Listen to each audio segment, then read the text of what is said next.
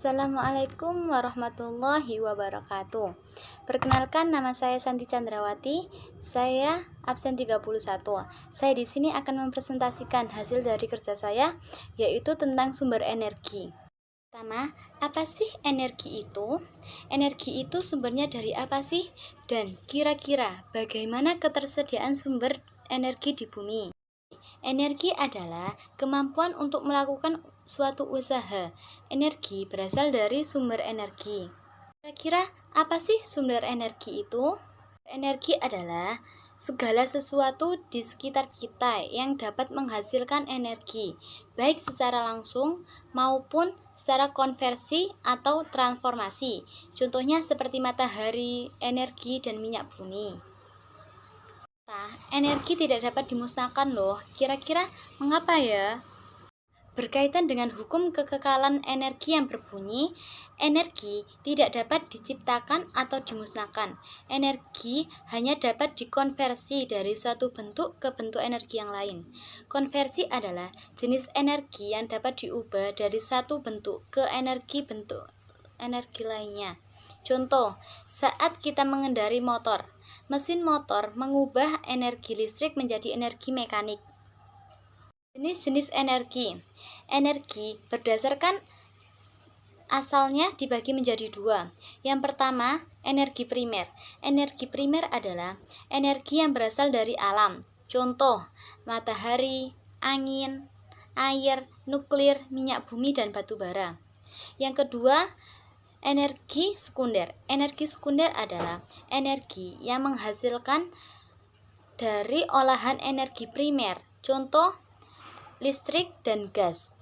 Berdasarkan ketersediaannya di alam, energi dibagi menjadi dua, yaitu energi terbarukan.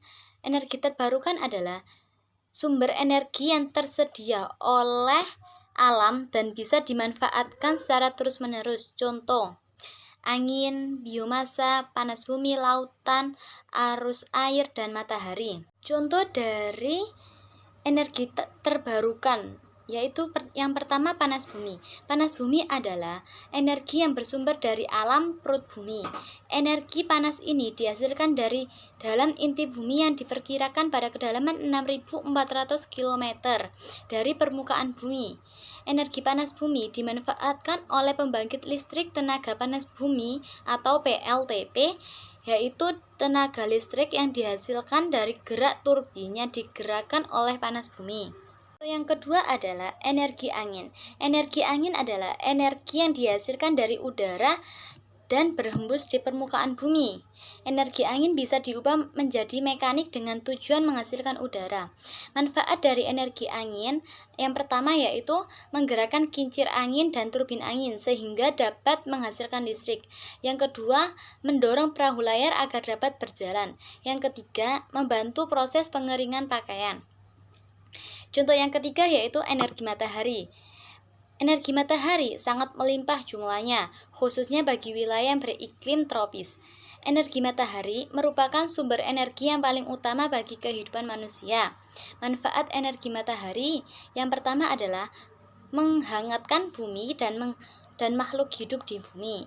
Yang kedua, energi panas matahari membantu udara dan air di bumi bersirkulasi.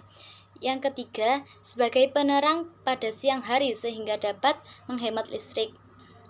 Contoh yang keempat adalah energi arus air. Energi arus air adalah energi yang menghasilkan tenaga air atau hydropower dengan cara memanfaatkan gerakan air dari bendungan atau memanfaatkan aliran air yang mengalir. Manfaat energi arus air yang pertama yaitu sebagai pembangkit tenaga listrik menggunakan turbin yang menggerakkan generator untuk menghasilkan listrik. Yang kedua, keperluan transportasi, wisata, dan irigasi atau pengairan pada pertanian. Contoh yang kelima adalah energi lautan. Energi lautan adalah sumber energi terbarukan yang statusnya masih bayi bila dibandingkan dengan sumber energi terbarukan lainnya, tetapi memiliki potensi besar karena 70% dari permukaan bumi ditutupi oleh lautan. Energi lautan dapat dimanfaatkan dengan 3 cara. Yang pertama, pembangkit listrik tenaga gelombang laut. Yang kedua, pembangkit listrik tenaga pasang surut. Terakhir adalah energi biomasa. Energi biomasa adalah keseluruhan makhluk hidup atau mati. Sumber energi biomasa itu sendiri bisa berasal dari tumbuhan, tanaman hidup, pohon mati, serpihan kayu, binatang, mikroorganisme, dan bahan organik termasuk sampah organik. Energi biomasa juga dapat digunakan sebagai pembangkit listrik tenaga biomasa atau PLTBM. Energi tak terbarukan. Energi tak terbarukan adalah energi yang diperoleh dari sumber daya alam yang waktu pembentukannya sampai jutaan tahun. Energi ini dikatakan tak terbarukan karena apabila sumber daya tersebut sudah digunakan akan memerlukan waktu yang sangat lama untuk menggantikannya. Energi tak terbarukan. Yang pertama adalah batu bara. Batu bara adalah energi tak terbarukan yang terbentuk dari makhluk hidup yang mati dan terkubur jutaan tahun yang lalu. Batu bara berbentuk padat seperti arang dan berwarna hitam.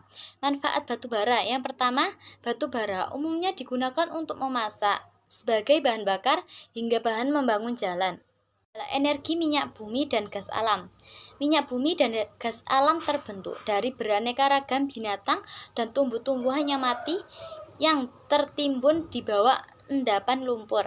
Endapan lumpur ini kemudian dihanyutkan oleh arus sungai menuju laut. Akhirnya mengendap di dasar lautan dan tertutup lumpur dalam jangka waktu yang lama. Akibat pengaruh waktu, temperatur tinggi, dan tenakan lapisan batuan di atasnya, maka binatang serta tumbuh-tumbuhan yang mati tersebut berubah menjadi bintik-bintik dan gelembung minyak atau gas. Manfaat minyak bumi. Yang pertama, minyak bumi menjadi bahan pembuatan bahan serat seperti rayon, polister, nilon, dan tekstil sintesis. Minyak bumi juga dapat dimanfaatkan sebagai gas cair seperti gas LPG. Manfaat gas alam. Yang pertama sebagai bahan baku plastik, yang kedua sebagai industri pupuk, dan yang ketiga sebagai pengolahan kertas. Contoh yang ketiga adalah energi nuklir. Energi nuklir adalah energi yang dihasilkan dari reaksi antar partikel di dalam inti atom. Sumber energi nuklir yaitu energi ikat pada partikel bebas. Manfaat nuklir sebagai pembangkit listrik tenaga nuklir atau PLTN. Reaktor nuklir akan menghasilkan energi panas, kemudian panas akan mendidihkan air di dalam reaktor.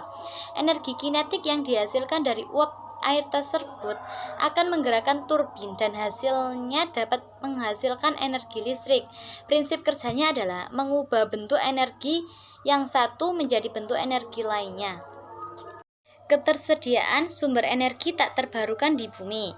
Masalah utama pada energi fosil adalah ketersediaannya di bumi yang terbatas.